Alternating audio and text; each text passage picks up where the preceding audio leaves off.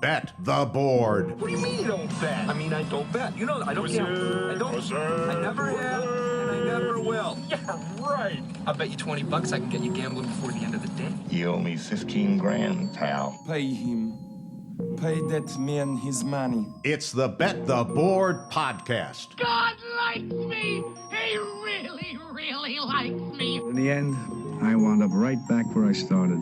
I could still pick winners, and I could still make money for all kinds of people back home. And why mess up a good thing? Here's Payne Insider and Todd Furman. Welcome into the Bet the Board podcast, college football edition. I am your host, Todd Furman, joined as always by my esteemed colleague and co-host, the one, the only Payne Insider. And Payne, hopefully your week is going better than one of your college football head coaching icons in Paul Chryst in Madison.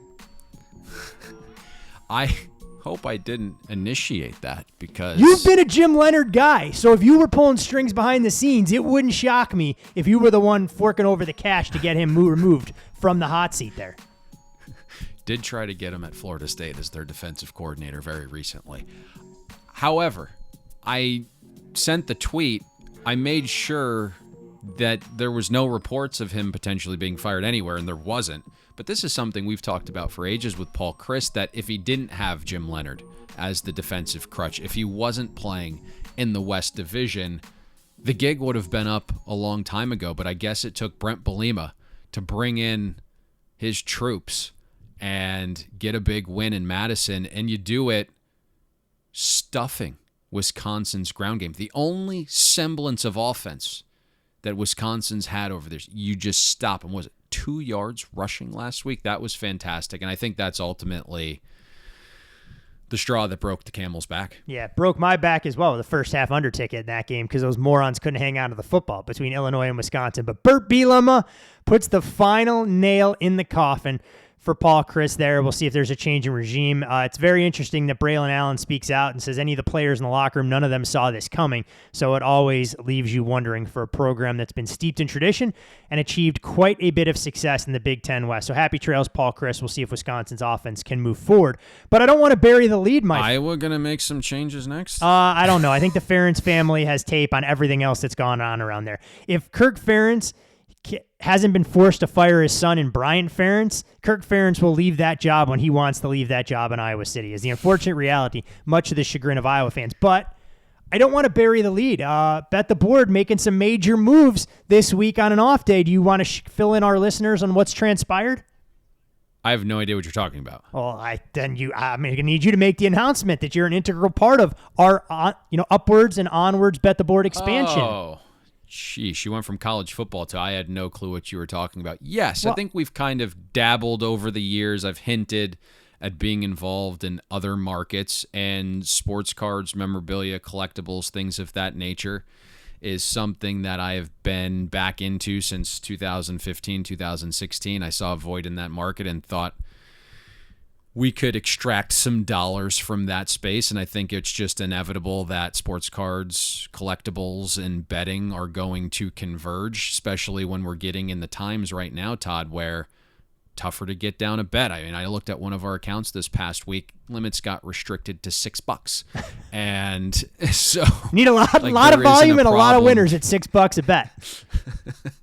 So just the general nature, right? One, it's a hobby that we all grew up on as kids. We love it. We're passionate. If you're into stocks, if you're into the real estate market, there's just a lot of parallels there that I think you'll enjoy this podcast called Cardboard Chat. We're going to do a 30-episode run, give it a real chance to flourish. They'll release on Tuesdays. It won't be every Tuesday, but most Tuesdays. And I think it's a little bit of an interesting element to bring to the fold for Bet the Board here as we up our content portfolio. You're going to be able to keep my boy Jesse in line? Are we going to make sure that he's fully coherent every day you guys record the podcast? Well, we record during the middle of the day, and there was a conversation about how we met, which was through your trip. And there's some differing stories to this trip. You told me he needed a metal bucket. He sent video of you needing a metal bucket, which I can hold on for lifetime as some incriminating evidence against you. But the stories don't necessarily align. You know what? I actually think I have that video. And if you're going to think that that's a leverage chip or you can use it in incriminating evidence, I may have to leak that on a social media first to try and protect my good name and allow all of our loyal Bet the Board listeners to make judgments on their own. But little to say that 101 Bananas will not feature prominently in any future celebrations, wedding or otherwise, given what it did to my body that fateful night in Barbados. Oof. Yeah. I mean, I saw the video. That's something I don't want to remember or see ever again. So I think you're safe there. But kind of just putting a bow tie on cardboard chat, it's something that's interesting, right? Because if you're a bettor who likes to dabble in futures, you can purchase a Josh Allen card, a Patrick Mahomes card during the off season, and you don't have to put down $5,000 on a future that's a 30% hold market. You can buy it at a natural price. You can hold it until the playoffs start, and you can sell on the hype, which typically includes the actual Super Bowl, right? You don't actually need to win the Super Bowl to profit, right? You don't need to worry about coming up with extra funds to hedge. You don't have to worry about taking a shitty cash out option from one of your sports books that don't pay you a fraction of what it should be paid. It's just a much more cleaner market that you can get money down into. I mean, right? Like, it's just uncanny, the parallel. So we thought this would be a good implementation to Bet the Board. Done, over with. Let's move on to college football. All right. Well, hey, look, those are podcasts that are going to be informative for me as well. Full disclosure here, I don't invest in cards. I know you've been doing it quite well for the last couple of years. I was too dumb to try and take the cues and get involved myself. So I think a lot of our listeners will really enjoy that content, a fresh look at another investment vehicle. And much like we do for all things college football, the NFL, NASCAR, college basketball, and all of the other sports we've delved into, we try and bring on the best, the brightest, and provide a very different look at all of these different disciplines that are out there to make you smarter and more informed, what you guys have grown accustomed to with Bet the Board over the years. As far as absolutely, as far as, like we're not doing anything we don't actually do ourselves. I'm not going to create a podcast about NFTs. I'm not going to be the expert on a podcast breaking down UFC fights, right? It's just, we make sure that we are actually doing the things that we discuss. And I think just last thing here on the Cards and Collectibles podcast, because someone did make a comment about, oh boy, this is another NFT. I'm into data, right? And the one thing that we've seen with the data is sports cards have that data going back to the early 1900s. They just didn't pop up last week like NFTs. That's the one major difference. And the one thing we've seen with cards, if you compare them over time, when we had the 2008 crisis, the top cards performed much better than the S&P 500. And while both the S&P 500 and sports cards were kind of in the same boom phase from 2015 to 2021, sports cards outperformed the S&P 500 by a 6x. So there's actual data here. It's not just collecting cards as a kid and in mom's basement. It's a little bit different now. The stakes are much higher. Oh, I can't wait for the limited edition Bet the Board NFT, where if people buy those, they'll get a dinner with you and pick your brain for 3 hours, and so we can videotape it and circulate that on social media. That's really. I did just find you set me up for a dinner with a complete stranger. I can't even. That's all right. Enjoy myself. That's all right. That stranger listens to the podcast. I'm sure I'll get a text message, and he'll offer up a little bit of feedback. But all right, we got plenty of college football to get into, and as much as did you charge this person for the dinner? No, I did not charge this person for dinner. He is a valuable, trusted resource that will lend upside to our discussions and dialogue. And much like a lot of other listeners out there actually want to meet you to make sure you truly exist. All right, we got college football to break down, and you guys are sick and tired of listening to Payne and I ramble on aimlessly about nothing. So let's bring in a real collaborative voice. He joins us every Wednesday to break down the biggest games on the college football slate. You, of course, can follow Brad Powers on Twitter. That's at BradPower7. And Brad, yet another data point to put in the arsenal with a couple of conference games already in the books. Anything really stand out to you from what we saw on the first Saturday of October? Well, first off, I thought you were going to ask me a dating question. If that's where we left off last week's podcast, I will tell you guys I might have some options outside of Kimmy now. Miss Kardashian. Looks like Giselle might be on the market here soon. So with an extra AB has taken claim to that. What's that, Payne? Antonio Brown apparently has taken claim to that with some Instagram posts. Interesting. Yeah, a little bit of a delicate situation brewing there. I'm not sure if you're Tom Brady and AB is coming out to take shots at your divorce that's not been finalized. It leaves you feeling warm and tingly by any stretch of the imagination. No, it'll be interesting to see how Tom responds to everything that's going on so far surrounding off the field. I have a feeling that he'll respond very well on the field this week. As far as on the field in college football, you're right. Another data point with a lot of big games, at least for this weekend, where it feels like it's still a feeling out process for a lot of the teams, even teams at the top. I mean, we thought Georgia might be cementing themselves as the best team in the country, and then they go out back-to-back weeks and struggle against the likes of Kent State and Missouri. So I need more data points. That's what I'm going to probably be saying here, at least for another week or two. Yeah, it's pretty wild. I think all of us came into the season thinking 3 teams were going to be a cut above everybody else. And now to your point, Brad, you look at the Georgia Bulldogs. All right, Kent State, you kind of check off. It's a MAC team coming into Sanford Stadium, no big deal. But in the wake of that effort, you feel like you're supposed to be significantly more buttoned up, and you let a Missouri team that had their guts ripped out the week before against Auburn hang around from start to finish, and a play here, a play there, and you're potentially losing that game outright as north of a 4-touchdown favorite. We look at some of the other teams. Clemson, of course, acquitted themselves nicely, holding on with a double-digit win against NC State and Alabama.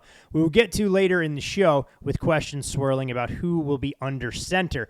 But, gentlemen, we do have one game. It's a battle of unbeatens in the FBS and FCS this weekend, and it takes us to the likely destination in college football hotbed known as Lawrence, Kansas, where TCU goes out on the road as a 6.5, 7-point favorite. Total on the game is 69.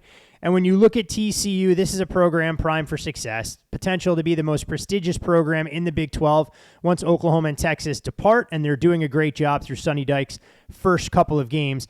When you look at the battle of the unbeatens, they're not just undefeated straight up, but also against the spread. Both teams exceeding odds maker expectations by nearly 2 touchdowns a game. TCU, the first time they've been 4-0 since 2017. They finished that season ranked. First time as a top 20 team since 2018. Meanwhile, when you look at the Jayhawks, Lance Leipold has done an outstanding job as KU seeks their first 6-0 start since 2017. That fateful year, they went on to play 2007, easy for me to say. They went on to play in the Orange Bowl, losing the regular season finale to Missouri. And Brad, with these two teams, I feel the most logical place to start is what have you done to their respective power ratings since the start of the year? Since I think both of these teams were on people's radar, but nobody anticipated them to be this good at this juncture of the campaign. Yeah, obviously significant upgrades for both teams. Both have been upgraded among the top 10 biggest upgrades of any teams in the country, specifically Kansas, because they had more room to upgrade from, considering where they started. It was a Kansas team that I already was kind of high on. I did bet them over their season win total. That's been, long-term, already a cashed ticket there. Well, I shouldn't say cash ticket. They could cancel a game, but they exceeded that one within a couple of weeks. Yeah, I have TCU now a top 20 team, and Kansas still meandering their way around the 60s as far as a power rating. But keep in mind, this is a Kansas program that hadn't touched the top 100 of my power ratings in 6 or 7 years. So significant upgrades for both. A little tailwind from Bill Self, winning a college basketball national championship, bringing it to the gridiron there. And Payne, we unfortunately had the brutal reality of having a bet on Iowa State last weekend against Kansas. Watched that entire second half, texting back and forth, trying to figure out if Matt Campbell could get out of his own way or if Hunter Deckers could complete more than a 3-yard crossing pattern to Xavier Hutchinson going in the middle of the field. You look at Kansas, their final 4 drives, they finish minus 23, yet still hang on for a 14-11 win. Jalen Daniels, a season low in passing yards at 93, 9 rushing yards, also a season low. But to Kansas's credit, 11 points allowed were the fewest versus a conference opponent since a 45-7 win against Iowa State back in that very successful 2007 season. When you look at this particular matchup, TCU off an emotional high, having blasted Oklahoma, the market has responded accordingly. Kansas winning, but doing so in ugly style, but still exceeding odds makers' expectations as a home underdog. What do you believe is the key matchup to watch here that'll ultimately define who gets you to the window Saturday in Lawrence? I think that's the interesting element, is the number, right? There's just been nothing but one-way traffic from pro bettors early, and I was digging into our numbers, and like Brad, we've upgraded both, obviously. I was at like 7.5 here, but the situation's a little interesting for me. I do look at this and think that the only chance Kansas has, and it's a slight one, to play this dangerous game of thread the needle, and it's to play keep away, right? We've kind of seen that executed from teams that are a little, I would say, undermanned relative to their opponent offensively. And you thread the needle because Kansas has to get stops to keep the game close enough so they can play keep away with its ground game. I actually think this Kansas offensive line, it was one of the more underrated units coming into the season. It was kind of sneaky. They had 4 returning starters. They brought in a decent transfer, and through 5 games, the Jayhawks are 23rd in opportunity rate. So that's the percentage of runs where the O-line provides at least 4 yards of space and the running backs get at least 4 yards. The area of weakness for TCU is their ability to stop the run. Right now, they're outside the top 75 in defensive line yards, 116th in stuff rate. So they're not creating many zeros or negatives in the run game. So Kansas probably isn't going to be behind the chains a ton. So if you can get a Kansas offense that's picking up 3-4 yards a pop, that helps. Using slow tempo works. And oddly, as good as TCU's offense has been in terms of efficiency, they're operating at a snail's pace right now. So that might assist Kansas some. You look at TCU altogether, outside the top 70 in EPA per rush allowed. And I don't think this is, the ideal strategy for any team. And the margin for this kind of shrunk significantly when you have this injury to Daniel Hillshaw Jr., who suffered a leg injury, was transported to the hospital during the Iowa State game. Now he's not even listed on the 2 deep. So that is a big loss to kind of employ this strategy. But I still think the right move is slowing this thing down. Rely on Devin Neal because he's been uber efficient when he's out there. Hope the defense can get a couple stops to employ this strategy. But TCU should be doing everything in its power to get out, build a lead, and remove this potential plan from Kansas's arsenal. But early in the week, this line was quite short. We did get to 7 a few places, bounced back to 6.5. So I'm interested to see where this ultimately goes. I don't know if I'm running to bet TCU at this number. Right Payne, now.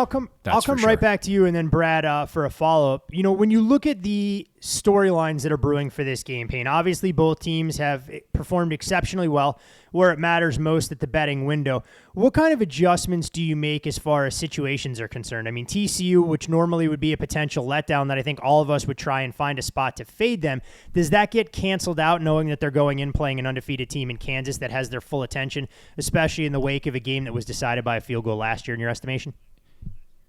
Yeah, I think if we could know the mental state of 18, 19, 20-year-old kids before the game start, we would all be on our own island somewhere, right? And I think that's the interesting element here is you have TCU off this massive win, and then they have a big game on deck. But something we saw with Florida State last week is when you're a team that isn't in the spotlight and traditionally used to winning, and now you're 5-0, and the pressure continues to add up and build, how does Kansas handle that when they get punched in the mouth? And the one thing we saw from Florida State last week was they were timid. They didn't really like being punched in the mouth. They hadn't been in that type of adversity throughout the course of the season. So I don't know how Kansas is going to respond now that the pressure continues to add up. It's so interesting because, Brad, when we look at Kansas's resume, look, I'm not going to discount the fact they're 5-0 straight up, the fact that they're 2-0 in conference. Meanwhile, Oklahoma sits 0-2 at the bottom of the ladder right now. But you also go through who the Jayhawks have beaten. West Virginia, yes, you went outright as a 2-touchdown underdog. I'm not quite sure what the Mountaineers are other than a middle-of-the-pack team. The win over Houston doesn't look nearly as good as it did at the time, as Dana Holgorsen has heaps of problems, specifically in terms of learning how to defer when overtime starts, so you get the ball second rather than taking it first. Different discussion for a different day. And then Duke, Iowa State. Should we be concerned at all about Kansas in terms of their strength of schedule thus far, knowing that you look at their upcoming opponents, starting with TCU this week, it's at Oklahoma, at Baylor, home against Oklahoma State. Things are going to get significantly more challenging. Possibly. I think an issue here is, I think last week it kind of arose for Kansas, specifically offensively. I mean, they were really leaning on their offense for a majority of the season. It had been their offense, not their defense. Their defense actually had shown some holes early on in the season, against West Virginia, against Houston, even against Duke. And the fact that, Daniels came in with a number 1 QBR in the country and can't throw the football against Iowa State, maybe because Kansas still has some depth issues, even though they didn't face that, tough of a schedule to start. I still think West Virginia is okay. Houston, outside of Holgerson, is okay, at least coming in this season. Their season win total was 9. Duke's much improved. They're significantly upgraded compared to what I had him at the start of the season. But I think maybe we're seeing a chance that Kansas might be wearing down already a little bit. I do think, obviously, they're up for the game. ESPN College Game Day is there for the first time ever. But I think it's more of a focused effort, like you mentioned a little bit ago, that it kind of refocuses TCU. And I'm not so worried about TCU's mentality as I usually would be if they were coming off Oklahoma and playing, any Kansas team in the last 15 years. Such an interesting game for all of the reasons there. Two teams unaccustomed to this kind of role, especially on the Kansas side with the eyes of the college football world on them. And we'll see how TCU handles a bit of prosperity. The one thing that we have grown accustomed to with Sonny Dykes teams, they get to about 8-0, and that's where the season craters on them, but significantly more talented roster and better depth at TCU than he's had at some of his previous stops. One other note on this game, you did see a little difference of opinion as far as the total and where it opened. And Brad, I'm not going to suggest that you may be some of the people that went over 59.5 at Circa on the open, but a 10-point move here, so clearly a little bit of market uncertainty in terms of how this game will play out pace and total-wise. I did play over. I am more confident with my TCU -4 ticket, if I'm going to put it that way. Hey, we respect the honesty around here. Our listeners can take that to heart and figure out how to use that information to put themselves in the best possible chance to make a little bit of cash. From a Power 5 game and a pair of unbeatens to a team that is anything but unbeaten, except maybe beaten down, in Cincinnati at historic Nippert Stadium, where the Bearcats are a overwhelming favorite at 27.5. There are plenty of 28s out there, and 59.5 for our non-Powers 5 game of the week. Brad, when you look at this Bearcats team, we talked about them being somewhat inconsistent. At the same time, it almost appears that the market has a pretty good read on the Bearcats.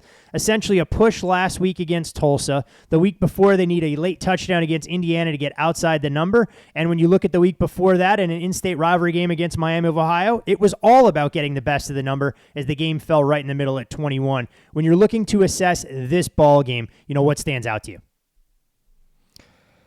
It is on the Cincinnati side because it's a team that I have been higher on than the market for a majority of the season, and all of a sudden I find myself wanting to play against them. At least my power ratings say that they are the play against team this week. I just go back to the start of the season, bet against them against Arkansas, thought they were the right side. They just didn't cover, but generally speaking, that number came, like you mentioned, came right close to, the final was close to the spread. Bet against them against an FCS opponent. They exceeded expectations. Cincinnati then, I bet against them against Miami of Ohio. Got the opener. Thankfully, I did, because if you bet them against the closer, they didn't cover against Miami of Ohio. Although this is where my concerns start happening. That was against the backup quarterback for Miami of Ohio. Then the Indiana game. Market's on top of Cincinnati. I bet them. That number gets pushed up. First half looks really good for Cincinnati. Second half was abysmal and needed Indiana to set up a short, late-scoring drive for Cincinnati just to cover the game, so I wasn't impressed there. And then I go to last week. It was, a game where I thought Tulsa was the right side. An injury to Tulsa's quarterback. At least he wasn't 100% in the game. Pick 6. Cincinnati stops Tulsa on 4th and goal at the 1-yard line later in the game. I don't think Cincinnati should have covered that game. So I think there's some leaking holes in this Cincinnati team, even though the metrics say that they've been super impressive. And I also like doing line comparison this time of year. Just a couple weeks ago, South Florida is getting 24 at Florida, nearly win the game outright. If you told me that I was getting Florida +4 on a neutral against Cincinnati, comparing this point spread with Cincy being a 28-point favorite, I would have a monster bet on Florida +4. So if I'm betting South Florida +24 against Florida, I'm definitely doing it here +28 against Cincinnati. Brad, I really appreciate you bringing up that goal line stand in that Cincinnati-Tulsa game. As someone that went over 58 in the totals market there and saw a 31-21 score with about 8 minutes to go in the third, didn't bother to check the score until there were about 4 minutes to go. That was the one sequence I saw, and alas, further illustration of why I am much more inclined, as Payne has taught me over the years, to bet unders in all sports than to bet overs, since you're never safe until it's officially cashed. Payne, when you look at those two teams, I mean, Cincinnati specifically, we saw a battle there last week. You feel the market is pretty spot on with the way it's more or less handled Bearcats games the last couple weeks? This one's above my pay grade, but I think the overarching point that Brad had is 100% agreeable. I just don't know what Cincinnati is. And I know we backed them on the road at Arkansas, and I thought they deserved better than that final result. But every other data point since then kind of leaves me scratching my head, and you just go back to all the talent they lost at key positions, and you're just wondering to yourself, like, how can a Cincinnati program, even though they're recruiting well relative to the conference and their stature as a program, how do you replace all those veteran key cog guys in the secondary, at quarterback? They were just vital positions, and I don't think you can necessarily.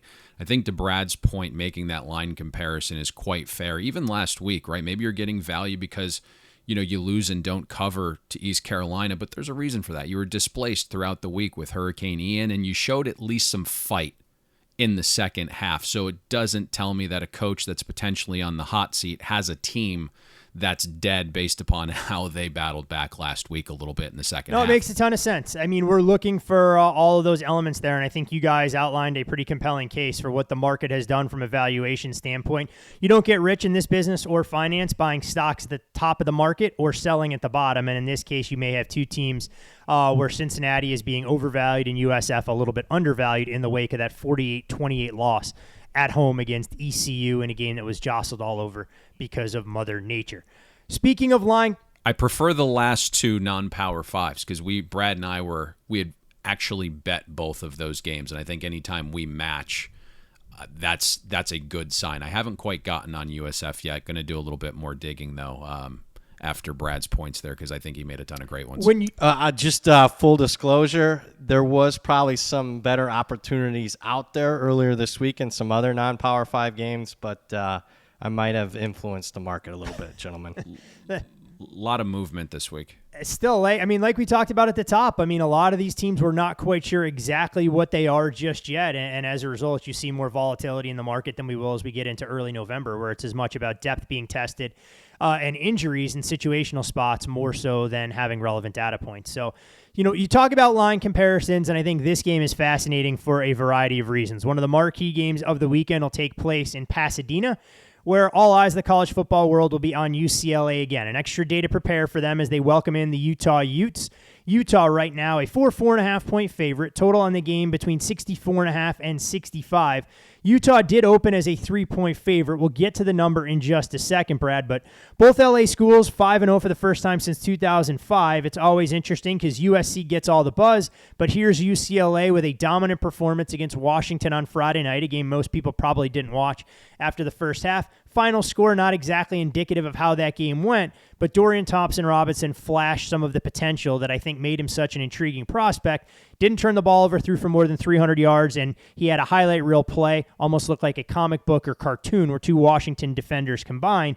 Meanwhile, Utah, they come into this game scoring 21 points off of turnovers against Oregon State. They turned a 21-16 game into a laugher on the scoreboard. They were outgained in that game, but won the turnover battle. An interesting series of events where Oregon State loses their starting quarterback in Chance Nolan. Ben Gulbranson comes in 28-16, has a chance to cut the game down. Utah forces a turnover, and the rest kind of rolls downhill.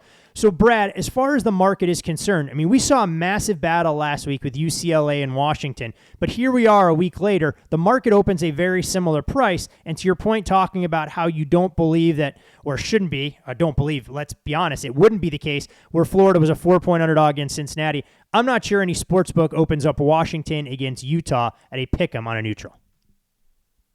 Yeah, or really anything less than 3 as far as I'm concerned. So certainly you got to upgrade UCLA for last week. You got to respect what they did. I mean, full disclosure, again, I lost betting against UCLA last week. I kudos to Payne for keeping me, away from making a significant bet. He led me to believe that there was some sharp people that were on the UCLA side, but yeah, another one where I'm just going to do line comparison. If I'm betting, regardless whether I won or lost, if I am racing the window to bet Washington 2.5 and 3 against UCLA, why am I not betting Utah 3, 3.5, 4, even 4.5? Because on a neutral field, again, anything less than a field goal, Utah against Washington, I am laying it with the Utes. Now, with that being said, on top of this, on why I do like Utah, this is one of my favorite plays of the week. I do go back to the last 4 or 5 matchups between these two teams. You have the same 2 head coaches and at least some stability on both sides. Utah's dominated. 5 straight wins by 27 points per game, 5 straight covers by 19 points per game. And I know the players in that changed, but the coaches the last 4 or 5 years haven't. And somehow, some way, Whittingham has really had, Chip Kelly figured out here. So I do like Utah, quite significant line comparison, matchup, series history, and we'll dive into offense, defense, and some key injuries here. Yeah, I mean, you mentioned key injuries. Payne, obviously the Utes go into this spot not at full strength there, and this is a Utah team that hasn't exactly been dominant running the football, given what we've seen in the past. I mean, Tavion Thomas, somewhat pedestrian-like for the Utes so far this year, and it's been Cam Rising kind of leading the charge, using his legs to extend plays. When you look at Utah, specifically on the offensive side, matched up against the UCLA defense that, let's not sugarcoat, it probably has more questions than they do offensively, do you think either team has a tactical edge that they can exploit on Saturday? Yeah, just in general, if you looked at opponent-adjusted EPA differential, Utah and UCLA are nearly mirror images. There's not much separating their 10 data points this season, and I think Brad hit on that at the top because I think it's something, we start thinking about even more because we'll continue weighting the more recent games, kind of waning ourselves off some priors. When we look at this Utah offense based on just this season, it doesn't quite feel like what we saw last year. Ground game has ticked down just a touch. There's been zero explosiveness through the air.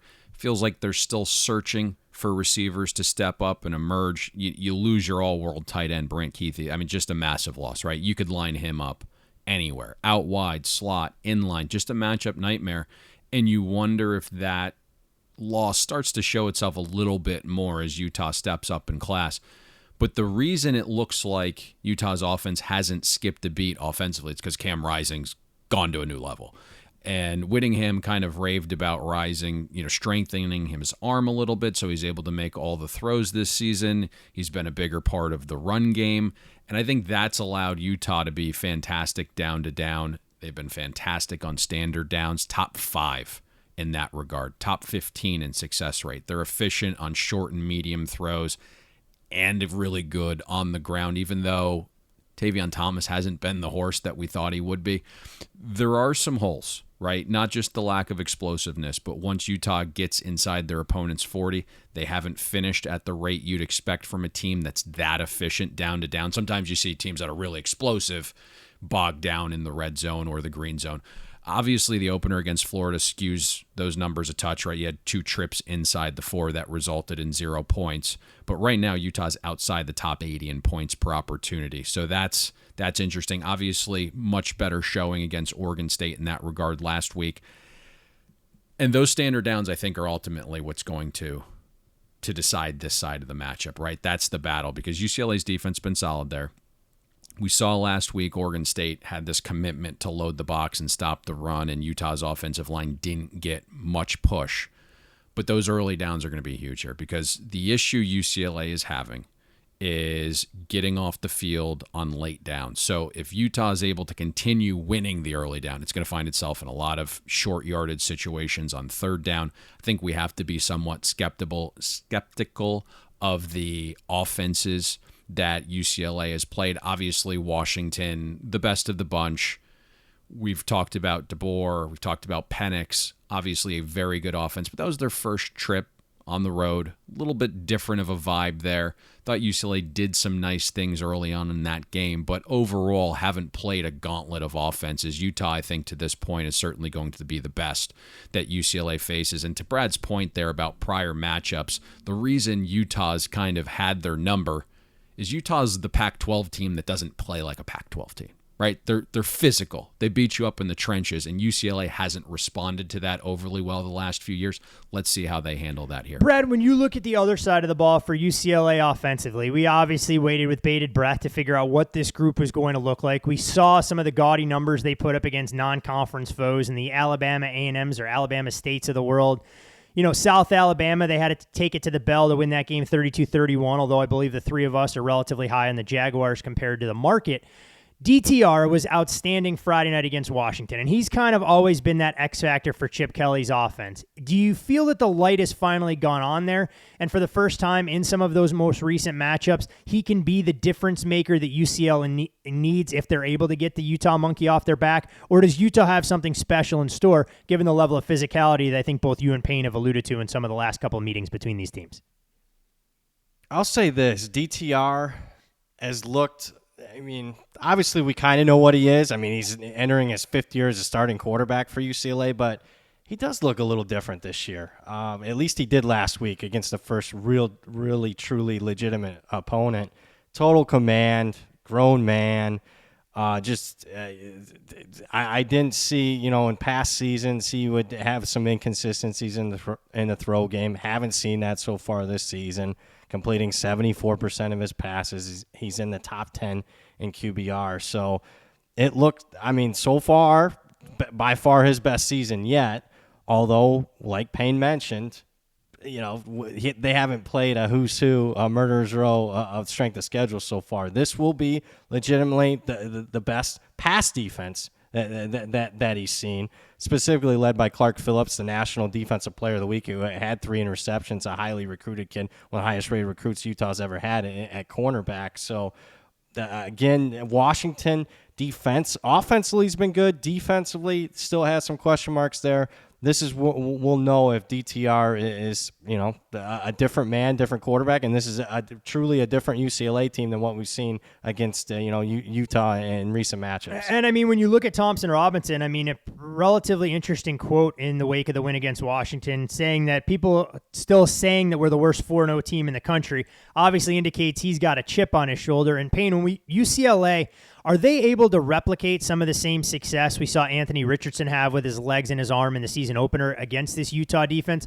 You talk about it until you're blue in the face that the most effective play to try and keep a defense off balance is a scrambling quarterback and an unplanned run. Yeah. Overarching here, right? Like we mentioned UCLA having some big money coming in on them last week when we recorded this podcast. You like what DTR has done, and we have to give Chip Kelly some credit for getting him to play at a level, especially last week, and probably better than we thought after we watched DTR the first few seasons. But, last week he played at a rate that's, generally speaking, above what he's shown us.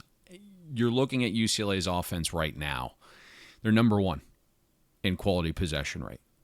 You look at the balance they have, right? It's not just the run game. They can pass the ball a little bit, and then you couple that with the fact that you have a dual threat quarterback. They just present some problems there. Now, you look at some of the defenses UCLA's faced. It's Bowling Green. It's Alabama State. It's Colorado. I know, a damn good Sun Belt team in South Alabama, but obviously, you're going down in class just a touch. And then you had a wildly overrated Washington defense that we hinted at having issues in their secondary, and some of the front 7 guys, we didn't necessarily love based upon some of their injury history. But what's interesting here and why UCLA might have a little bit of a chance, it does feel like Utah's defense has taken a step back, and I didn't think that would be the case, but it looks like the front seven's just a touchdown. They haven't been able to create a ton of havoc. The pressure rates are down just a touch, but the one concerning thing here, and it's gone in spurts, is Utah's ability to stop the run. Utah right now, 95th in adjusted line yards, 93rd in opportunity rate allowed, and that combination's put Utah outside the top 60 in both rushing success rate and EPA per rush allowed. And you look against the toughest competition, which you mentioned, Todd, is Florida. The Gators averaged 3.2 yards before contact per rush, 4 yards per rush after first contact. And what's interesting to me is, we say this all the time, look at what coaches do, and they'll tell you a little bit about their team and what they think of that team. So you've seen Morgan Scalley. I think he's noticed this issue because he's made a tiny little shift the past 2 weeks, if you're watching closely. He started using 5 defensive linemen at times against Arizona State. And then last week against Oregon State, he used 5 down linemen far more frequently to help stop the run. That's something to monitor here. Now, you mentioned some of the mobile quarterbacks Utah's played. I think that becomes maybe the ace up the sleeve. You're going to have this situation where you've faced Anthony Richardson. Emory Jones is obviously the poor version of that, but you've still faced him. DTR, to me, in this current moment, is probably the best of the bunch, but it just helps that you've faced this type of quarterback and style multiple times this season. But again, I think going back to the number here, and we can wrap this up or throw it back to Brad, I think we're going to end up having a battle here. I think there's clear respected money on Utah early at -3. We got to 4.5. My traditional number on this game was 6. I do think you have to make this adjustment for Brant Keithy when you factor in Utah on the offensive side, not really finding a receiver, a go-to guy just yet. And so I think he's worth 1.5. I really do. And that gets us to the number where we're currently at. I think we're kind of in this no man's land a little bit. That next move is going to be the most telling one. Do we trend back towards 3 or do we go towards 6? And ultimately, that's going to be the biggest move to this point, especially when you think about limits increasing as the week goes on. Fascinating game for all the reasons you guys laid out. I think coming into the year, a lot of people had the date circled at Rice-Eccles Stadium a week from Saturday, where Utah would welcome in USC. But all bets are off there if UCLA is able to pull off this outright upset. Or on the other side, if Utah wins in dominant fashion, then it makes next Saturday that much more intriguing, assuming USC holds serve in their home date against Washington State. Want to remind all of you, our loyal listeners, follow Brad on Twitter. That's at BradPower7. You, of course, can follow Payne there as well, at Payne Insider. I'm Todd Furman. Follow me. And most importantly, follow the podcast at Bet the Board Pod. If you haven't already signed up for the Bet the Board podcast newsletter, encourage you to do so. All sorts of great information and the debut of a brand new podcast that Payne highlighted at the top of the show. All right, gentlemen, from the Pac-12 into the SEC, Tennessee and LSU, an early kickoff at Tiger Stadium, 11 o'clock Central, and it's the Tennessee Volunteers, fresh off a bye and a win against the Florida Gators, a field goal road favorite. Total in the game sits at 63.5. Last matchup between these programs, gentlemen, came back in 2017. Tennessee's last win in Baton Rouge came all the way back in 2005. First time Tennessee is ranked in the top 10 of the AP poll in consecutive weeks since 2016. And Brad, much like I asked about TCU and Kansas early on, when you're looking at LSU and Tennessee from an overall power rating profile standpoint, what kind of things have you done through the first month of the season to Brian Kelly's bunch and what Josh Heupel has been able to do, knowing that Tennessee is beaten up on cream puffs but hasn't exceeded odds makers' expectations when they've stepped up in class? Slight upgrades for both. I might have been a little bit lower in the market than both, at least at the start of the season. Nothing significant. I can tell you this, even though LSU won last week, that I downgraded them because when you look at that there's been 377 games so far this season involving an FBS team, that was the third least likely win when you look at post-game win expectancy. I mean, that was a very fortunate win for an LSU team against what I perceive to be a very bad Auburn team that should have lost to Missouri the week prior and was destroyed by Penn State 2 weeks prior to that. So I did downgrade LSU a little bit after that one. But, I mean, still, I mean, if you're looking at them overall in the country, I mean, I got Tennessee number 7 in the country. I have LSU number 16. So, I mean, I don't think that I'm too far off as far as where they're currently priced at. I mean, you mentioned LSU last week. I mean, they needed a defensive touchdown to erase that 17-0 deficit against a much-maligned Auburn side. It actually was the third largest comeback in school history. And what's crazy, when you dig into LSU's numbers so far, in roughly the first 29 minutes or so against State and the first 23 minutes against Auburn, LSU's been outscored by a total of 30-0. So they've been very poor starters, which isn't great when you step up in class. Now, to Brian Kelly's credit, they've made adjustments at halftime, and LSU has been a dynamo coming out of the break. Payne, when you look at this particular matchup, obviously all the talk will be about Tennessee's high-flying offense against an LSU defense that Brian Kelly said had breakdowns last week in communication, especially in their secondary. Last time I checked, when things start to move at warp speed and everything around you goes a little bit faster, those problems only get exacerbated. Should Tennessee, even without Cedric Tillman in the mix, be able to have success throwing against this LSU secondary?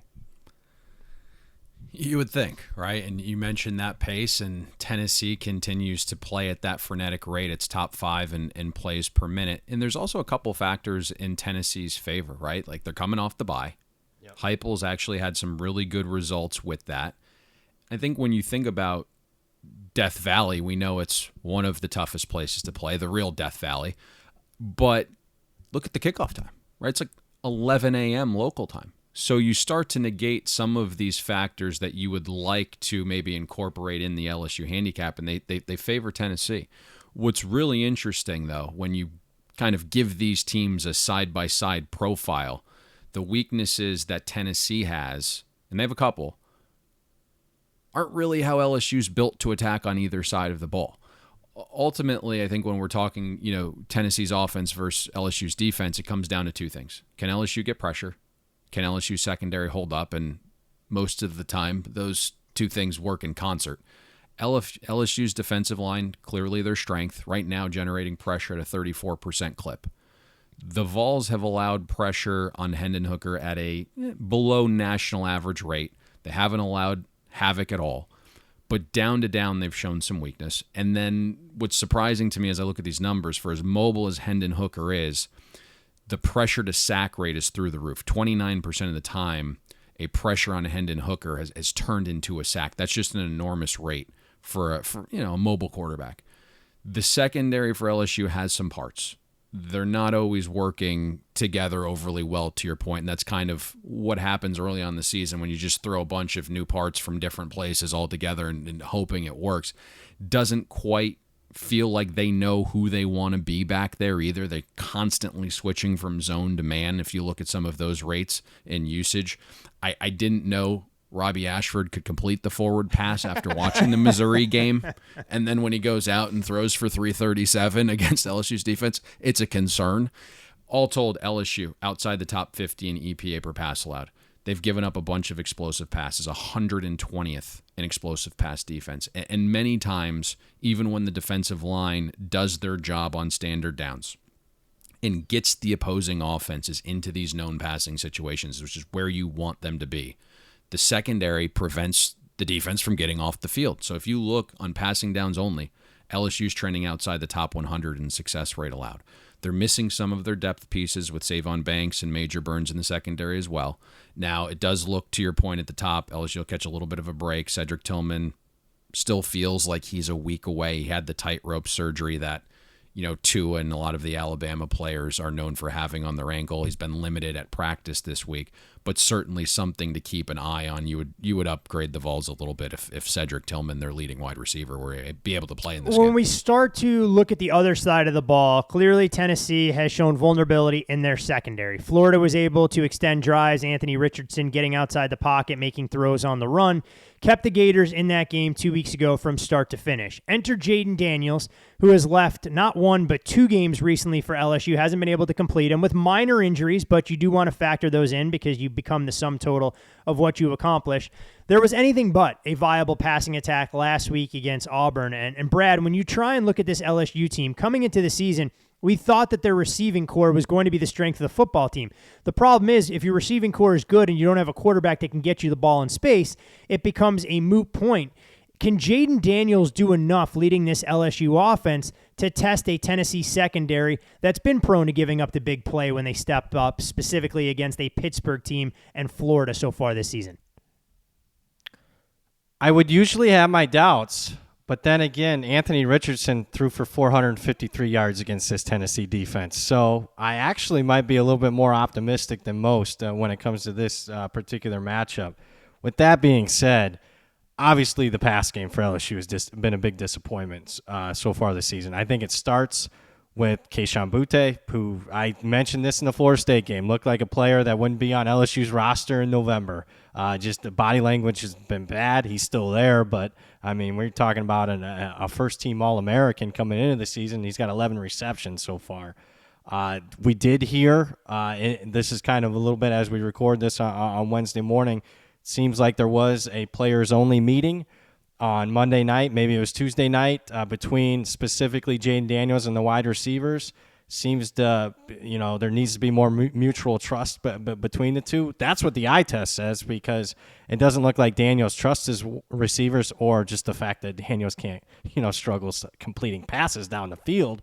But it remains to be the case that I've watched almost every single play of LSU for 3 games this year, and their best offensive play is still a Jaden Daniels scramble. And the worry that you have is, you mentioned it, Todd, as we move further along into an SEC schedule, can Jaden Daniels, all 190 pounds of him soaking wet, can he hold up against an SEC-type schedule? Didn't have an issue playing in the Pac-12. He might, and that would be my concern backing LSU moving forward. It would always at least be something in the back of my mind. Is Daniels going to make it through this game if he has to scramble 15 times tonight? I mean, you've provided enough fodder for Payne that he can go on for days, weeks, and months about the softness of the Pac-12. A running quarterback can survive the rigors of life at Arizona State, and he's only played essentially 2 conference games, and one of those games even got nicked. Give him credit, by the way, for surviving other elements of Arizona State. Well, I mean, look, those same elements are present in Baton Rouge. Let's not sugarcoat it when you're a football player down there as well. So that's the brutal reality of things. When you look at some of the concerns that Brad outlined there, Payne, you echo his same sentiments, or is it time to play a little bit of devil's advocate? Yeah, I think he's spot on. And I think the other interesting part here is the price. Like, if you had the ability to lay 2.5, that's interesting, because I immediately wonder what the line would be if LSU deservingly lost to a horrific Auburn team. I mean, LSU post-game win expectancy was 8%. LSU threw for 5 freaking yards in the second half. They survived on 3 fourth-quarter turnovers. The advanced box score had LSU a double-digit loser. And, the weakness that Tennessee has defensively, Brad hit it perfectly. But it is reasonable to think LSU doesn't have the capability to exploit that with how they've played to this point. Now, the talent at receiver is certainly there. But LSU's outside the top 80 in EPA per pass. They're 128th in marginal explosiveness. Who would have ever thought this for Kayshon Boutte? This was the strength of the team coming in. I remember, breaking down the Florida State game, we're like, I don't know how the corners survive. The LSU receivers had 6 drops against Auburn last week. Now, Jaden Daniels, to his credit, he's done a great job protecting the ball. Doesn't have an interception yet this season. But as Brad alluded to, there was this players-only meeting that was centered around fixing the passing game, where Daniels and the receivers worked on things after practice, and then they watched film together and each independently wrote down what they could improve on. Hopefully that provides a little jolt. Brian Kelly came out this week and said something that was interesting that might play into the total a little bit, but his quote was, "There's a difference between being on the edge aggressively and being reckless. We're way too conservative right now at quarterback." So, let's see if more regression and a talented LSU receiver group having this players-only meeting is what helps exploit Tennessee's secondary, which is certainly a weakness. We're already seeing Jaden Daniels banged up as well. I mean, he was hobbling all over the field last week. And we know he's not the most efficient downfield passer. I still think you need to threaten the defense. right? Make a couple throws down there. Let them know that you're willing to attack every part of the field rather than have them play in a phone booth. But to Brad's point, Daniels has not been a good, efficient passer downfield. On throws of 15-plus yards, Daniels has been off target on 33% of them. Uncatchable. And ultimately, I think that's why this game does have variance, right? We know passing equates to winning at such a high rate. The Vols secondary is certainly exploitable. Is LSU's offense going to attack? Is that the kind of offense that's going to exploit that weakness? Who knows? But the Vols defense, outside the top 80 in EPA per pass allowed, and you think about who they've played. Ball State, Pittsburgh's pass offense with a backup quarterback for the majority of the game. Akron, right? Florida's passing offense with a quarterback that has questionable accuracy and a non-existent receiver group. So they haven't even been tested, and there's issues there. The other question here is, can LSU protect? We know the Vols don't mind sending blitz. Tim Banks dials it up at a 37% clip. LSU's center position coming into the season was a total roll of the dice. They went with Dellinger, who hadn't played the position. He was having snap issues after having shoulder surgery this offseason. Now, over a small sample, Dellinger actually became the best pass blocker on LSU's offensive line. He had hand surgery last week. Now it's Charles Turner calling out protections and touching the ball every snap with zero depth behind him. So that's something to think about when you have a blitz-happy team and you have a center that hasn't really played the position. He's going to be responsible for helping Jaden Daniels call some things out. We know Jaden Daniels arrived late. He's not the most familiar with this system. I think you're going to see some blitzes early, and Tim Banks is going to find out how LSU handles some of those Brad, things. final word to you, because I have to give you the last chance to either praise Brian Kelly or take a final shot as we close the book between LSU and Tennessee. Who has the coaching edge, in your opinion, in this game? Oh, wow. That's a good question, because I'm actually not a big Heupel fan, although he has exceeded expectations so far at Tennessee. No, I'm going to give it to Brian Kelly. I mean, look, the guy does win. He beats the teams that he should, outside of Payne's Florida State team in the opener. I think that's the only game in the last 5 years he's lost as a favorite. He's not favored here, but I think, when you're comparing LSU compared to the last two seasons specifically, they are buttoned up a little bit better. And even though they have some head-scratching performances through 30 to 40 minutes in individual games, they still look a little cleaner than what they did the last 2 years under Ed Orgeron. So coaching edge to Brian Kelly. A hell of a game, and selfishly speaking, gentlemen, I don't have an investment on it now, but I will be rooting for Tennessee as a fan, and we'll reveal why that's the case on Monday's podcast to make for an interesting matchup against Alabama.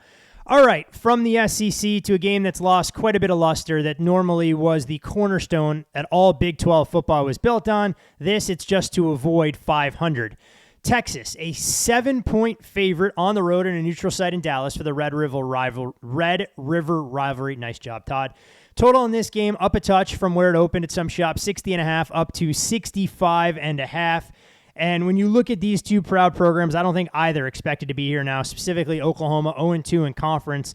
First meeting with both teams unranked in the AP poll going all the way back to 1998. Texas in the 12 meetings they've played against their neighbors to the north, 10-1-1 when both teams come into the matchup unranked. Last 9 meetings between these programs decided by one possession. Oklahoma looking for the 5th straight win in the series since 2000 to 2004. Texas obviously enters with major revenge from last year when they blew a 28-7 lead, and it was the start of the Caleb Williams era for the Oklahoma Sooners. Texas, meanwhile, though, they've done nothing but burn money at the window in conference games, 2-7 against the spread in the last 9. They did, however, cover last week as a double-digit favorite against West Virginia.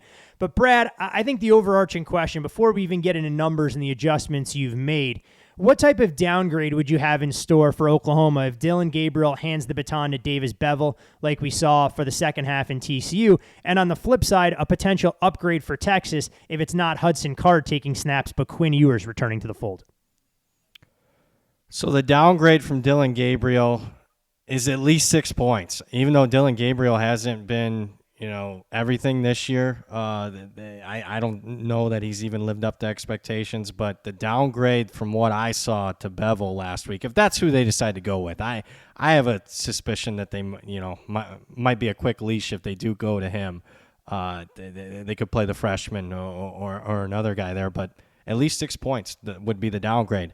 There would be a slight upgrade, even though Hudson Card has played well and probably had his best game in a Texas uniform last week against West Virginia. We even saw the market kind of, once Ewers was officially ruled out, we saw the market move 1.5, 2 points. I think that's a little high at this point. I mean, we've seen Ewers for a little bit. He didn't wow me in the ULM game, and obviously everyone remembers that first quarter against Alabama, but other than that, I think he's still a little bit of an unknown, so maybe a slight upgrade for me. A half point to a point would be the only upgrade I'd have, just because he has better arm talent and a higher upside than Card. No, it's a great point. And I think when you look at the way this number has kind of moved 5 out to 7, you have to imagine odds makers were working under the assumption that Dillon Gabriel was going to be a long shot to play, given the fact that there's obviously increased awareness of concussions and everything else that has gone on. What's fascinating about this particular matchup, if you look at the price during the summer, the favorite would have been flipped, Oklahoma right around a touchdown favorite. Payne, when you're assessing the handicap here, we know about some of Texas's skill position players. Bijan Robinson is an absolute nightmare to worry about defensively. But Texas also has a tandem of receivers who should be able to pose legitimate threats against an Oklahoma secondary that's down one of their safeties, look like they were ill-prepared to slow down TCU at all last week, giving up 4 touchdowns of 60-plus yards. But I'll open the floor up to you. When you were handicapping this game, if there's one particular matchup, whether it's the OU offense against the Texas defense or flip it, the Texas offense against the Oklahoma defense, where do you think there's an edge to be exploited that we should be factoring into our process? Well, the first thing is I think you guys hit this perfectly, and it leads me to my point, because we talk frequently about market indicators and being able to understand what a point spread is saying. And for Texas to be a 7-point favorite here as we record, the line insinuates Quinn Ewers is under center for Texas. And to your point, Todd, with everything surrounding Tua and the handling of that situation, the odds increase that Dillon Gabriel won't play for Oklahoma. So that, I think, is the best way to broach this. And we saw, without Dillon Gabriel last week, Oklahoma scored points on just one of the final 7 possessions that either Davis Bevel or General Booty, what a name, started the drive. That was your nickname in college for that short stay. I was waiting for that. Payne opened himself up, Brad, and you took the bait. I love it. So some crazy things unfold in the Red River Shootout, and getting Davis Bevel prepared to start with all the reps in practice this week is different than having him being thrown into the fire unexpected with the game state requiring you to play catch up. But to Brad's point, this is one of the larger P5 drop-offs from starter to backup. Bevel was a 3-star recruit, sat on the bench at Pittsburgh. He played 80 total snaps in 3 seasons for Pitt. Okay, so this isn't someone that has the pedigree or is shown over a large enough sample size that he can be the guy. And I think what's interesting here is Texas's defense is going to be tougher than what Oklahoma's faced to this point, and that may shock some people. I know last year the Longhorns were 70th in schedule-adjusted defensive efficiency. You're now in year 2 of the Pete Kwiatkowski system, along with help from Gary Patterson, and suddenly Texas enters this game top 25 in schedule-adjusted defensive efficiency. And, typically when you have a quarterback like Davis Bevel, you want to take pressure off him, right? Throws on early downs, get the ball out of his hands quick, give him some confidence, get the ground game going early. If you look, Bevel held on to the ball forever against TCU, 3.3 seconds to throw. He has to release the ball quicker. He has to be on time here. But having a complementary ground game, I think, is super important, right? And sometimes you get an offensive line that steps up in these spots knowing they have to be the linchpin here for success. And that's kind of been the best part of this Oklahoma offense, the Sooners' O-line, 10th in adjusted line yards, top 25 in both opportunity rate and stuff rate. I know Oklahoma lost, right? But in the matchup against the toughest defense on the schedule in Kansas State, Oklahoma's O-line created 4.4 yards before contact per rushing attempt. And so that's something that maybe gives you a little bit of hope here. Sooners have to win that battle in the trenches on this side of the ball, or else this snowballs, right? And if you're Sark and you're Texas, all about building a lead and forcing Davis Bevel or one of the other cast of quarterbacks to play catch-up against a secondary of Texas that we're pretty high on, that has some athletes, that Pete Kwiatkowski thinks is the best part of his defense, that shut Bama down through the air. It's fascinating when you look at obviously this Oklahoma team. Clearly our listeners know that we didn't think they were going to be that good. That's why we backed Nebraska a couple weeks ago. Amazing that over the next 2 weeks, Oklahoma loses outright as favorites. Once is double-digit chalk at home against Kansas State, follows it up on the road where they get absolutely bludgeoned, giving up 479 yards in the first half to TCU. That's actually the largest offensive output for an FBS team against another FBS team. While Texas theoretically has better athletes in space, we'll see if they're able to exploit the same ineffective techniques and schemes that Oklahoma ran there. Brad, I know it's only been 5 games. Oklahoma obviously holds their program to a very high standard. When you watch some of the coaching things that have gone on, have you been a little bit disappointed in Jeff Lebby's offensive play calling or Brent Venables' game plan, or do you think it's much ado about nothing through only 5 games? Oh, I've been concerned. You mentioned, I know it's a little bit of a sore subject, but there was kind of a reason why we were wanting to go against Oklahoma, against Nebraska. I bet Oklahoma over their season win total in the summer. And then I talked with some guys that I really respect, and they were on the other side of it. And that didn't happen too often. I'm a guy that bet 75 different season win totals this year, and I can count on one hand where I had some general disagreement with guys that I trusted. And they brought up some concerns defensively for Oklahoma that I actually thought Venables would be able to, take care of. I mean, that's his forte. That wasn't Lincoln Riley's forte on that side of the ball. I'm not a huge Alex Grinch guy. He's been hit or miss for me.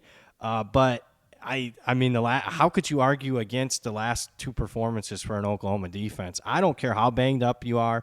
I don't care if it's your first year in a system. They got absolutely manhandled at the line of scrimmage against Kansas State. And last week was, I thought TCU was very kind to Oklahoma in the second half. That if TCU wanted to put 70 on the board, they could have last week. And they still put up almost 700 yards, even though they, took the air out of the ball in the second half. So I would be very concerned moving forward in what looks like a very tough Big 12 conference. There are no layups this year. When the season's done and over with, this could be the most losses Oklahoma's had since, prior to Bob Stoops. We're talking late 90s. Yeah, never great as the sign of things to come when you're making a transition from the Big 12, a league that you've dominated, into the SEC, whether it's next year or the year after.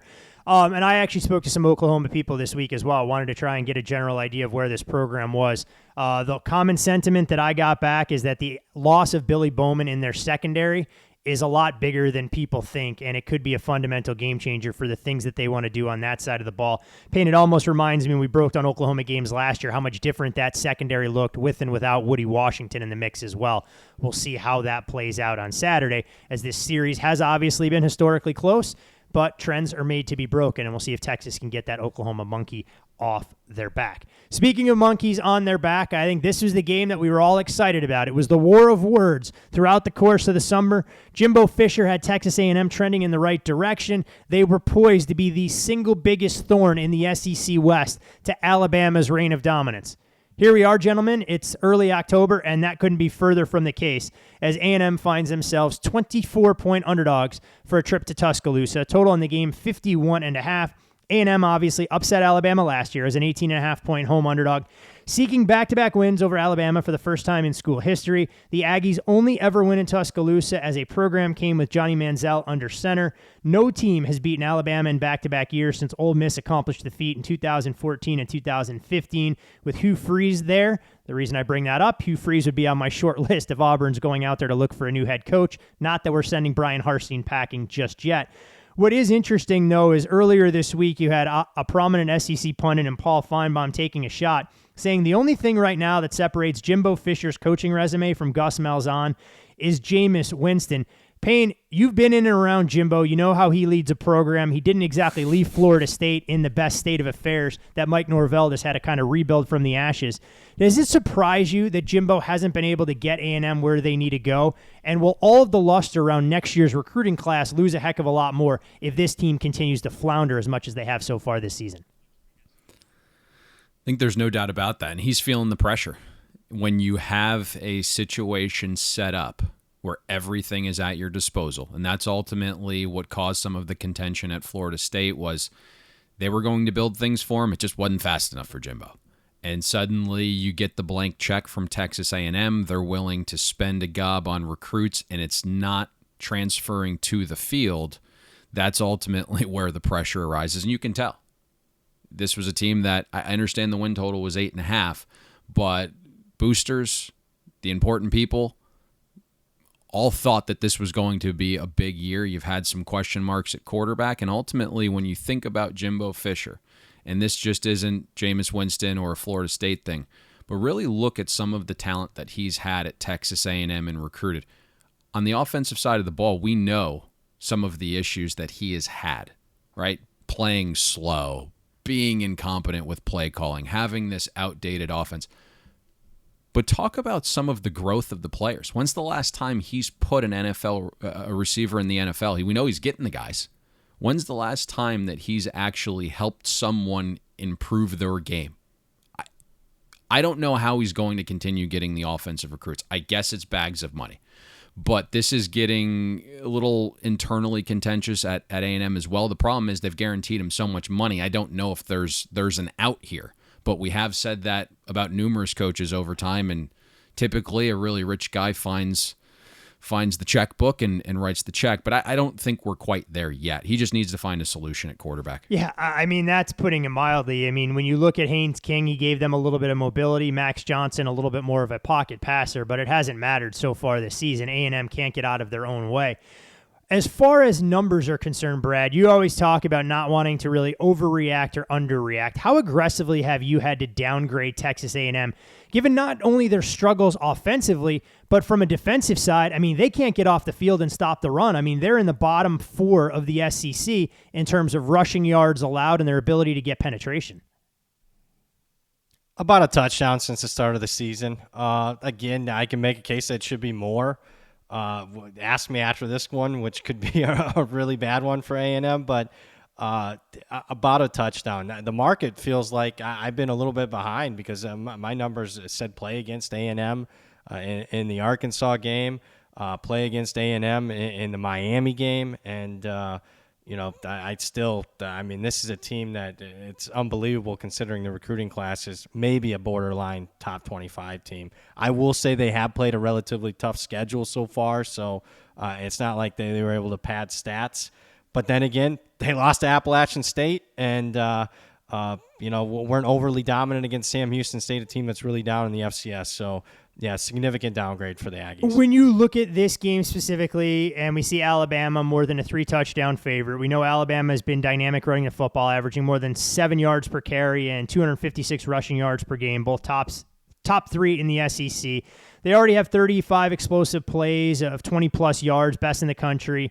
I mean, they did what they wanted when they wanted, despite Arkansas cutting that 28-7 deficit to 28-23 at one point.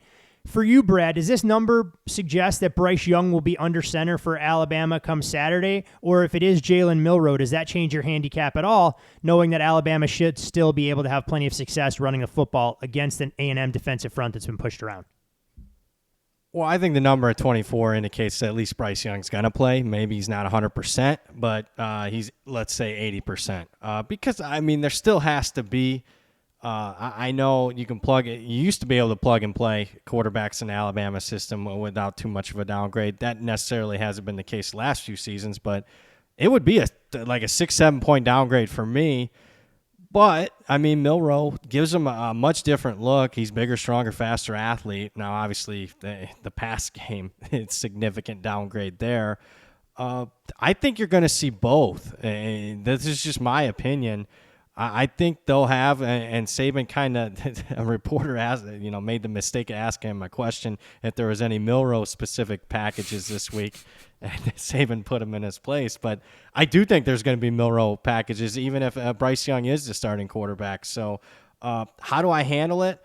Well, I can tell you this. Even with the Bryce Young injury concerns, I was still looking to play Alabama on the openers. Somebody beat me to the punch. They opened 20. It's up to 24. That'll be a little hint, wink, wink on if Bryce Young is going to play or not. I did play over.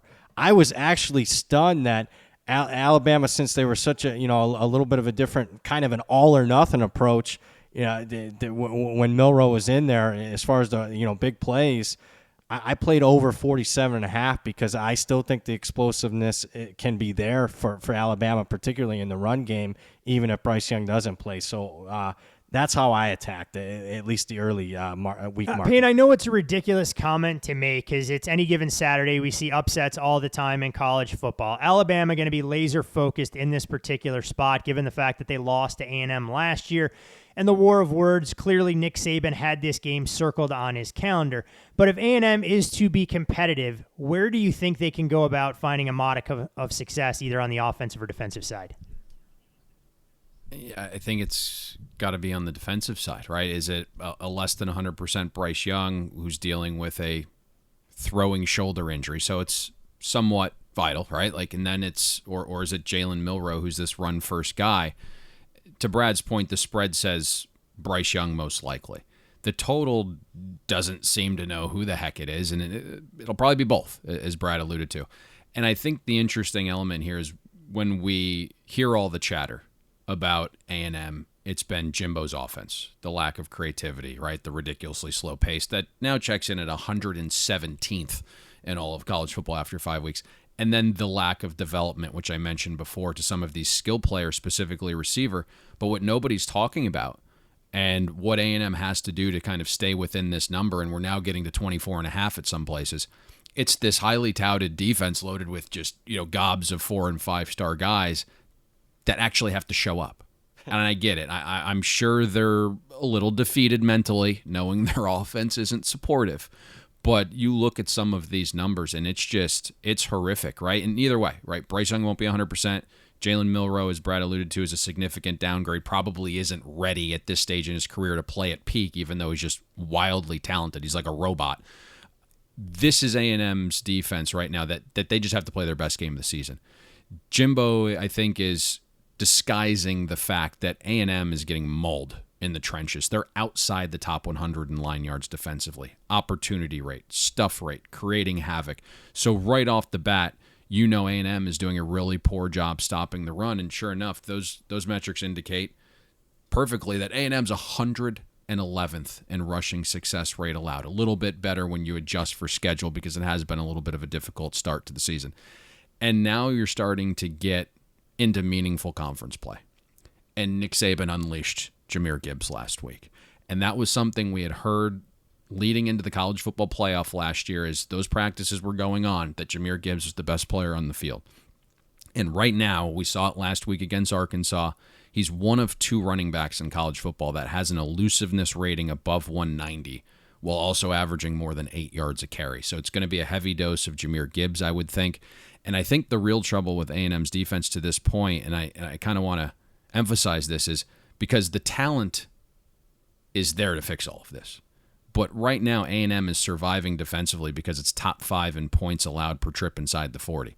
When opponents reach A&M's 40, they're giving up 2.1 points per trip. Certainly some defenses get better in confined space. Some defenses focus on situational football practice a little bit more than others, and it carries over. But if that dips, well, the current down-to-down issues are happening. Things could really go left. And in a game like this, and we've hinted at this throughout, I don't think Nick Saban is going to forget about what Jimbo said over summer. I don't think he's going to forget about the matchup last season. And that's what's interesting. And to Brad's point, Saban went after the reporter. And he hinted at, what do you want me to do? You want me to just call Jimbo and tell him what the hell we're going to do this week? I haven't really spoke to him all that often. But you just want me to hand him the game plan? So I think that's interesting. But in my mind, right, when you think about the context of this game, Alabama doesn't really play at a frenetic pace. We know A&M plays like a snail. If you can get some stops defensively, if you can get this to where you're, again, allowing 2 points per trip inside the 40, it does make it difficult to navigate a spread this large. But if there is a chance for Alabama to run this up, I think they will. A game that I think most of us were looking forward to when the schedule came out has lost some of its luster, no different than the Red River rivalry, but that's why they play the games and not on paper to try and figure out exactly what the college football schedule makers will give us week to week. Last but not least, gentlemen, We head west for a non-conference showdown of independent programs doing battle right here in our backyard, Brad, at Allegiant Stadium, where your beloved Notre Dame Fighting Irish find themselves more than a field goal favorite, 3.5, 4 more or less the prevailing number, with a total of 52 to renew acquaintances with BYU. The Shamrock Series, first meeting between the programs since 2013, the first ever time BYU will face Notre Dame while the Cougars are a ranked opponent.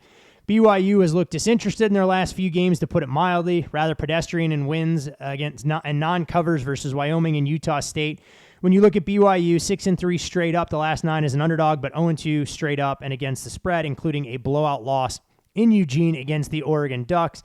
Meanwhile, Notre Dame has won and covered their last 6 games versus ranked opponents under Brian Kelly. They did that. They carried that through week 1 against the Ohio State Buckeyes, losing 21-10.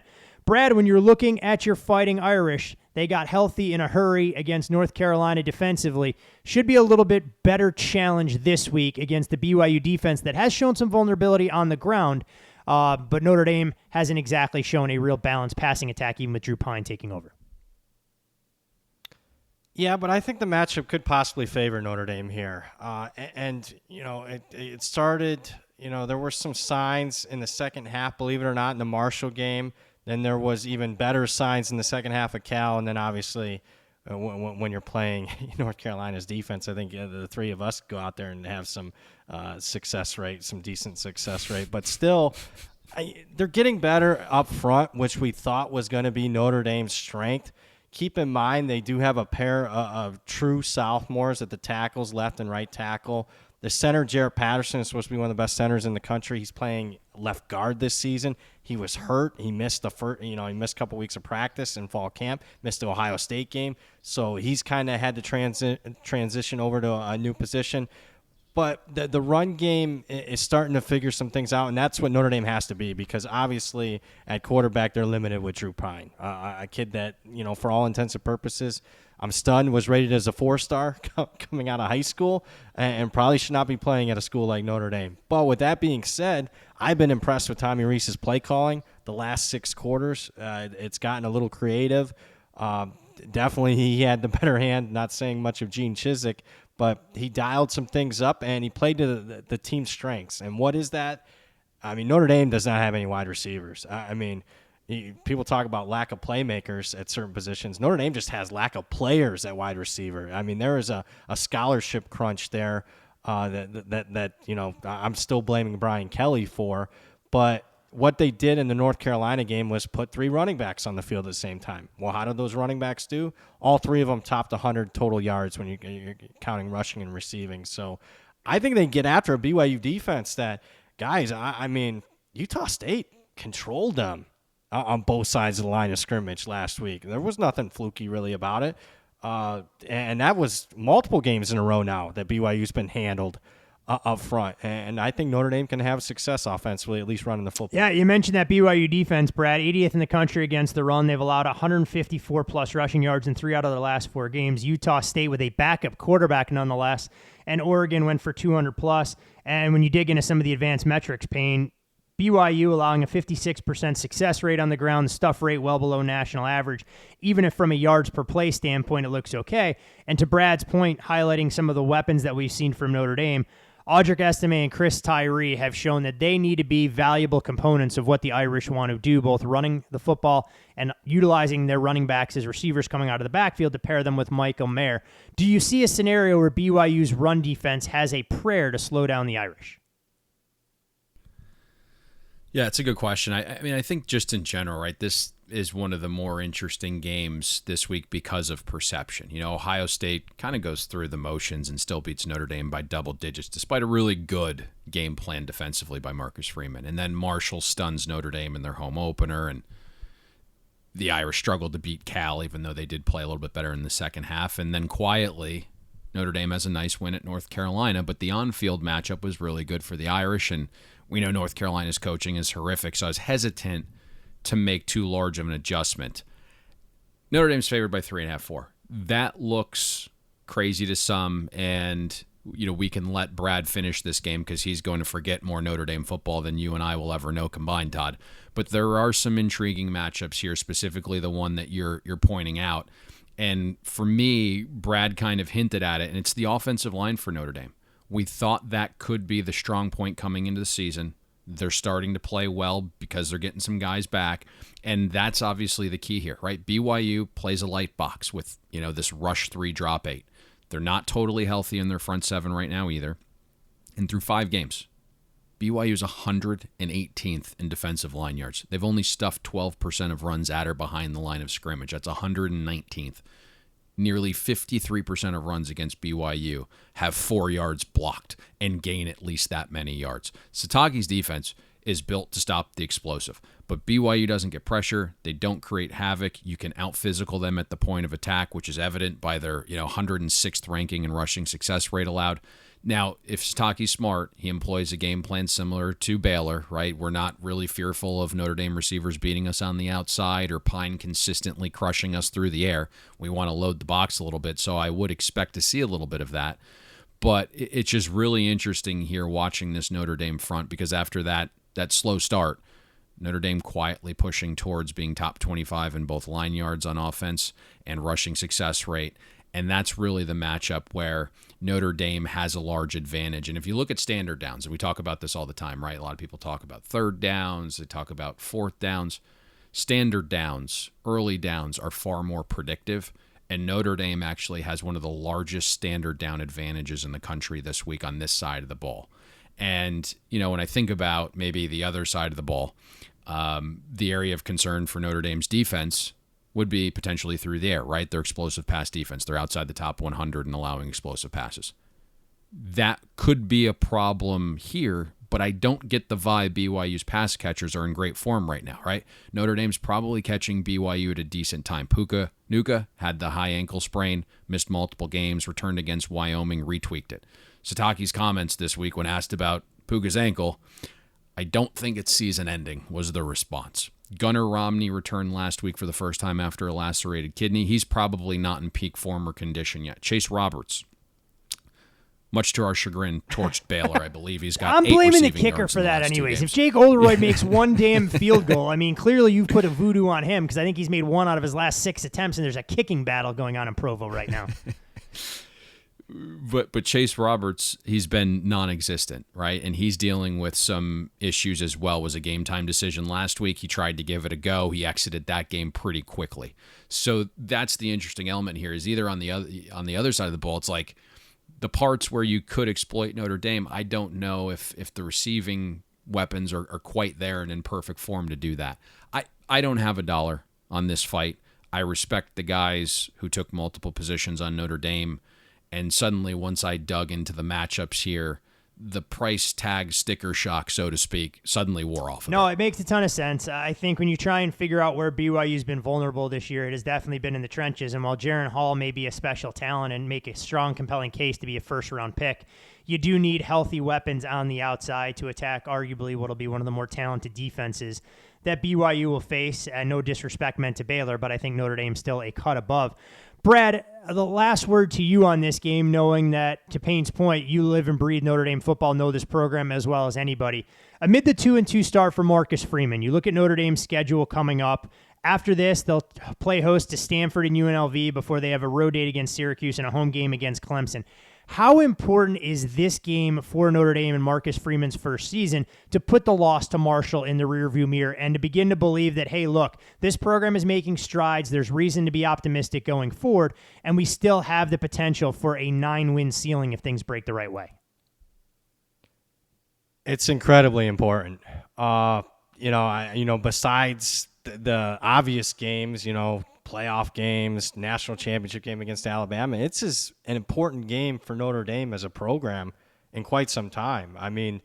A loss puts you back right into the, Marcus Freeman's in over his head. A win mainly puts that Marshall, looks like more of a blip than anything, because they did exceed expectations against Ohio State in the opener, and that would be the only one that was a really head-scratching performance so far this season. So I'll put it this way. I put my fan hat on, and I hopefully have done a great service to Notre Dame Nation this week. Whenever I show up in person, with the game being here in Las Vegas, Notre Dame flat out stinks. I even went back through the records. Notre Dame's 2-13 against the spread the last 15 times I was in attendance, failing to cover by 7 points per game. I had tickets to this game. This game is so important that I decided to give away my tickets. I will not be attending just because Notre Dame typically does not perform well when I am there. I don't even know, Brad, if guy. I've been to 15 college football games in my entire life, let alone 15 games involving one particular program. So hat tip to you for that, and I'm sure Notre Dame Nation will appreciate the monumental sacrifice you've made if they can emerge victorious come Saturday night at Allegiant Stadium. Want to encourage all of you, our loyal listeners, to follow Brad on Twitter at BradPower7. You can follow Payne there as well at Payne Insider. I'm Todd Furman. Follow me on Twitter. Most importantly, follow the podcast at Bet the Board Pod. Brad, one major storyline this week in college football that I did want to get your take on. Payne and I briefly touched on it at the top of the show. Wisconsin parts ways with Paul Chryst. And while Payne and I have been overly critical of the way that the Badgers have operated offensively for years, I never got the feeling that this was a fan base that would grow so tired so quickly of a head coach that has really led this team to a level of dominance in the Big Ten West, even if they're not a playoff contender, that their brand of football has at least paid dividends. Were you surprised Wisconsin acted that quickly? And what direction do you think they quite possibly decide to go in if they don't decide to name Jim Leonhard the full-time head coach after an interim stint to close out this year? I was surprised, even though obviously the last 2+ seasons have been a struggle for Wisconsin. It's just not the MO of a program like that. But with that being said, I don't think all interim gigs are created equal. This is not necessarily – this is a legitimate audition for Jim Leonhard, who they probably – wanted to name head coach kind of in waiting, if that's still a thing like it was 5-10 years ago. But they're trying to hold off keeping him. And now he has a legitimate 7 games left on the schedule where I could see if he goes 5-2 or better, then he can get the job. I think he's going to struggle to get the 5-2 or better just because the Big Ten West has significantly improved. And I think when you dive deeper into it, maybe we shouldn't be so surprised.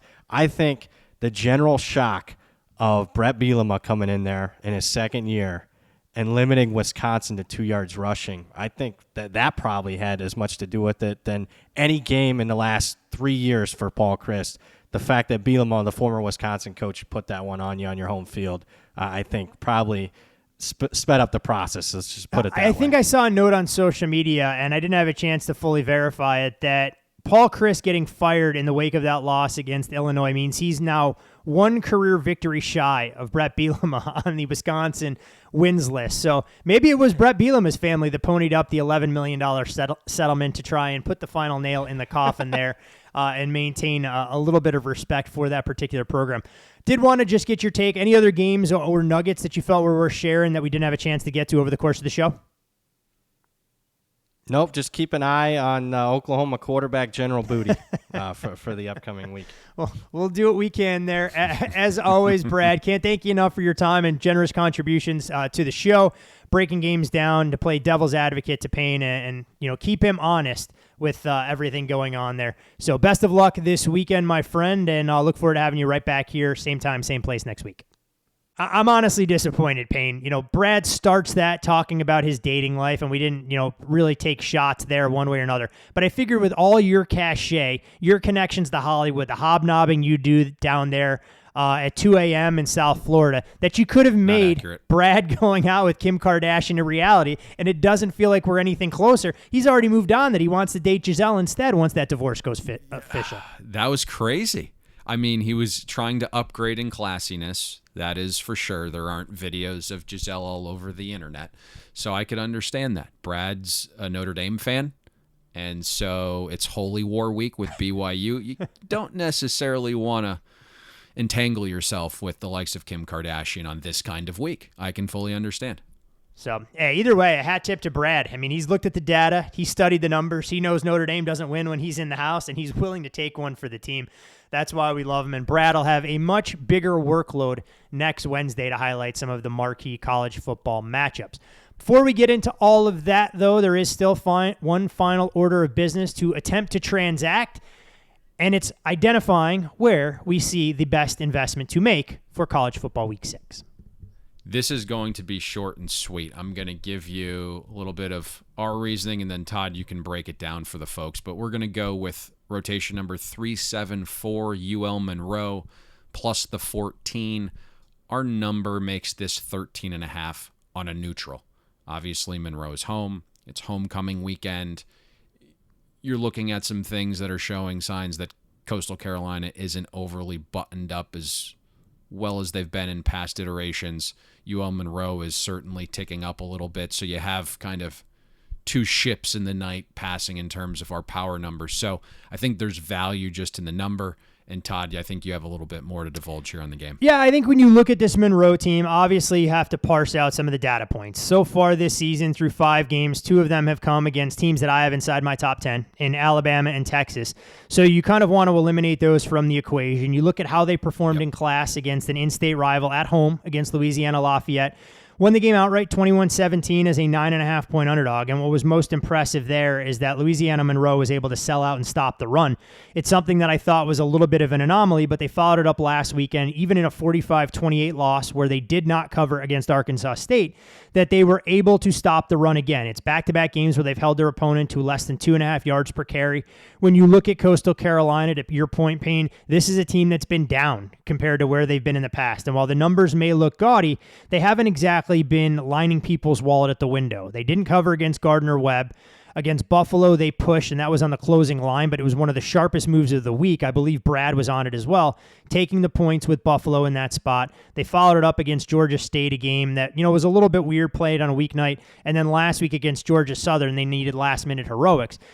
Coastal getting a little bit healthier defensively. I don't want to kind of bury that particular lead, but I also wonder about their level of focus. They had to deal with some inclement weather, as a lot of folks did in the Carolinas with the hurricane. They talked about using football as a distraction. They changed the kickoff time. They went out there but banded together. Would you fault them whatsoever if they let down here this week against Louisiana Monroe, going on the road against the team that they hung nearly 60 points on last year? Not at all. And when you look at this Monroe team, I think it's about establishing the ground game, making life easier for Chandler Rogers. And much like you, I couldn't get my number to 14 when I built in all of those situations. Fell much closer to 10. And these are the games, Payne, that we love. They make us look like absolute geniuses or jackasses if Coastal blows them out. But it's all about identifying value in the Sun Belt, the same as the SEC. And the big games just didn't lend themselves to opportunity the way that we would have liked. A couple of totals that we kicked around. The unfortunate part there, market's not fully available. 23 here, 21.5 there, 21. We wanted to give you guys a side that everyone should have access to when this podcast goes live. Yes, perfectly said. There are some first half unders that we like. Half the market's 23, half the market's 21.5. Obviously, we have to bet these things too. The first bet, just for full transparency, the first bet that we make is going to send the market from 23 down to 21.5. So leaned on a side here with UL Monroe, see some value. Spot's not bad. We'll have to wait until 8 p.m. kickoff or 8 p.m. Saturday evening to see where this line goes. I think we'll get some good closing line value here below the 14. It's just my inclination here. And you hit it perfectly, right? Some of these big games are going to have some battles, and I intimated that to Brad last night. I said the same thing to you this morning. I think we said the same thing a couple times while recording this, and sure enough, during the recording process, right, Utah, UCLA, going to have a little bit of a battle there. Looks like BYU, Notre Dame, going to have a little bit of a battle there. Tennessee, LSU, going to have a little bit of a battle there. So rather than, putting you on a game that probably long-term, over 1,000-game sample size, the groups that are battling that out are going to juice out. Now, they'll feel fine and dandy, right, over this one-game sample size. At least one of them will. But long-term, I don't know if any of those three have an edge with knowing the groups that are battling each other on those 3 games. That's for sure. The goal is to get the best information possible, try and figure out sides that we agree with and where we're going to get the market to agree as well. Hey, last week, we didn't see a ton of closing line value in Troy. We were able to get there outright as a 6-point underdog in that spot. Let's hope Louisiana Monroe has the ball with a chance to beat Coastal on their home turf to celebrate homecoming and get revenge for a game that got away from them a season ago. You can follow Payne on Twitter. Picking the pace up here. Picking the pace up, right? Get this one, 3 in a row in the best bets. Braden's non-power 5s, won 4 out of 5 there. So we are picking the pace up here at Bet the Board. It is a long season. It is a marathon, not a sprint. You can't win the Super Bowl in September and we're trying to prove that first and foremost with the results speaking for themselves. You can follow Payne on Twitter at Payne Insider. I'm Todd Furman. You can follow me there. Most importantly, follow the podcast at Bet the Board Pod. Payne, any final words of wisdom, closing thoughts, things that you'd like to get off your chest before you get a 24-hour break and we come right back here to talk NFL football tomorrow? That's it. Let's get out of Dodge. All right, we're officially out of Dodge. Best of luck with all of your college football Week 6 investments, even if you find yourself dabbling on the Wednesday night affair between UCF and SMU. But with a ULM ticket plus 14 in hand come Saturday evening, we'll see you at the window. Thanks for listening to Bet the Board. You can catch Todd and Payne every Monday, Wednesday, and Thursday during football season, breaking down the biggest NFL and college football games. And to make sure you don't miss any free best bets, subscribe to Bet the Board on iTunes, Google Play, Spotify, or wherever you listen to podcasts.